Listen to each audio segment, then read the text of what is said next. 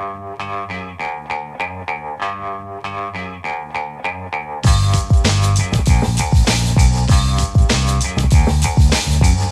Lehrer on WNYC, and an extra happy Mother's Day to all the moms out there on this morning after. Hope you had a great one. And for the last few minutes of the show today, we're going to talk about one of the reasons Mother's Day still feels so necessary, such a genuine respite when it comes around, and that's the division of labor at home, right? Specifically, the persistent gender gap in housework, which almost certainly ties to the persistent gender gap in wages and employment. It's closer to parity than maybe it's ever been in this country, but the gap is still very real. According to the Bureau of Labor Statistics American Time Use Survey, among adults living in households with children under 6, women spend an hour more per day than men on childcare alone, 3 hours compared to 2, and that's just the time we can count. So what would it actually take to get to parity? Should that even be the goal? Jessica Grose has been writing about this for many years, these days as an opinion writer at the New York Times, where she covers family, gender, and American life. She's the author of Screaming on the Inside, The Unsustainability of American Motherhood from 2022, and the forthcoming Mutiny, The Rise and Revolt of the College-Educated Working Class. Hey, Jessica, welcome back to WNYC. Hi, just to note that that is not my book. That's my colleague Noam Schreiber's book, which is great, and everyone should read it. Mutiny. Oh, but I'm not writing that. sorry about that. I don't know how we got that. That's okay. But everyone should read that. It's a great book. Hi, I'm so happy to be here. And the unsustainability of American motherhood. I can hear the heads bobbing up and down. That book is 4 years old, but give us the premise to launch this conversation.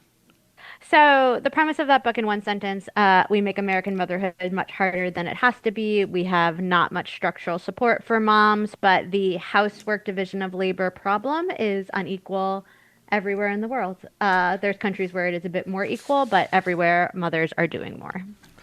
And you're a mother yourself. How much of what you write about do you live, if you want to go there? But I'll note you wrote in 2021, my husband and I have a division of household labor that is, statistically speaking, unusual for hetero parents. So maybe describe that. So I would say we are pretty close to 50-50, and yet we still argue about who is doing more. I would say overall, he probably does a bit more time with the kids. He's the one driving them to sports. But I do all of the cooking. I do sort of more the internal cleaning. It's pretty gendered, our breakdown, but in terms of time in our days and mental space it takes up, I'd say we're pretty close to parity still. But I think one of the big things that I try to tell people in my columns is that it is always changing. Your jobs are changing, your kids' ages are changing. Even if you don't have kids, the details of your life are changing constantly. So it has to be an ongoing discussion, which stinks because nobody likes to talk about it. It's not enjoyable. But I think that's one of the mainstays of what I try to tell people. Listeners, who has a story or a question of parity or even conversations about parity in the home, of course, depends on what your roles are and who's working more in the workplace, but why is one working more in the workplace than the other, and why do those tend to be men? If you're in a heterosexual relationship, and if you're in a queer relationship, if you're in a lesbian or gay relationship, is it different when, both partners are of the same sex? 212-433 WNYC, 212-433-9692. Call or text for Jessica Grose. Is parity the goal? I don't think parity is necessarily the goal. I think it's a feeling of fairness because it's never going to be down the middle completely. And another thing that I would say, which I feel like doesn't come up as much as it should, is having your kids do more. I think part of the reason that modern parents feel so put upon is because of intensive parenting, right? You're supposed to do more with your kids for longer. And one of the reasons that we wanted to stay in the city is kids we live here in Brooklyn, kids can become independent faster. We're not spending so much of our time driving them around, which I know all my friends who live in the suburbs, it is a big bone of contention between the parents who's driving who where at what time. My 13-year-old's on the subway. It's amazing. It just takes one thing out of the equation, right? Hmm. So I think having kids do more, be more independent as is appropriate for your own situation, um, is a really big help that we don't think about as much as we should. Our pre-Mother's Day call-in on Friday was about something you've all also written about, the mental load, or we called it emotional labor, based on some other people's writings. You know, the not just actually doing the laundry or cooking dinner, but the combination, as you wrote, of anxiety and planning. That's part of parenting. How do you even measure that? It's tough. It's really tough. And I think I don't know that you can equalize that evenly because once one person starts down the road of having a task, it's really hard to give someone half that task. So the one that I think about most with this is camp. Camp is a thorn in the side of every working parent because it is expensive, it is hard to plan, it fills up fast. You have to start thinking about it in January or February for the following summer. And I've always just been the one that handled it. And if I told my husband, "Oh, well, you handle half of it," it would be more work for everyone because you need to know child A is in camp for weeks 2 and 4, but child B is in camp. It's just like I already have a spreadsheet. Including him on the spreadsheet would just be more work. And yet, part of me still resents the fact that I'm here in January worrying about what's happening in August and he's not. So Linda I in don't really Nass. have a solution for Yeah. that. Well, but at least we can name it, right? Yes. Linda in Nassau County, you're on WNYC with Jessica Grose. Hi, Linda. Hi.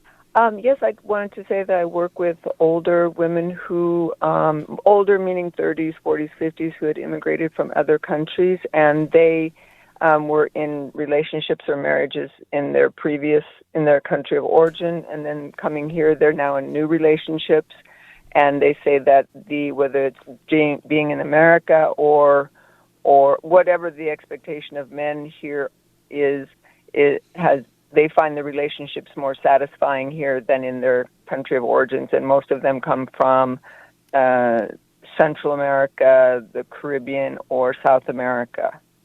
So I don't. Therefore It's just what, interesting. Linda? Therefore, maybe in America, even though maybe it's not 50-50, maybe men are more progressive and more accepting of being involved for not everybody, but maybe for the most part, Uh-huh. more Right. than in other countries. Yeah. Or women have developed more political power. But I don't know, Jess, what do you think?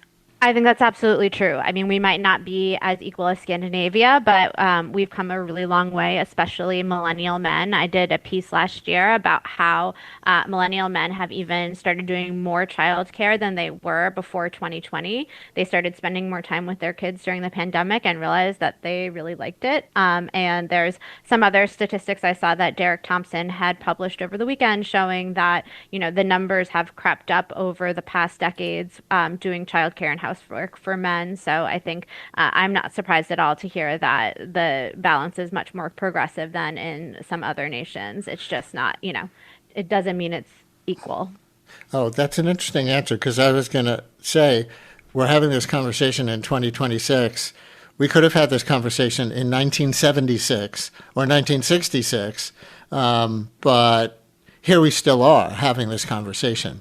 But you're saying we're on a curve. We're not where we were in 1960 or 76. Oh, absolutely. Things have gotten loads better. I think we will have this conversation forever.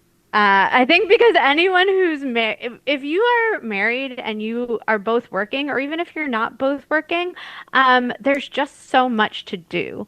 And I think in a relation, I mean, it's like roommates will fight forever. Right?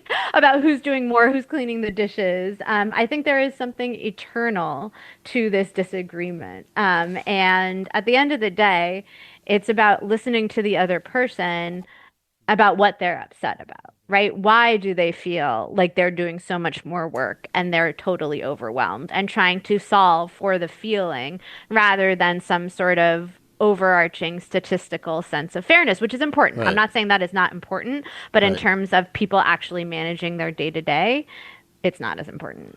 But here's a text with some statistics. Listener writes, I commuted out of state for several years, 3 days there, 4 in New York City. My husband thought we had a 60-40 division of labor in the household, but realized it was 90-10 once he was responsible for the kids 3 days a week. He called to complain they have to eat all the time.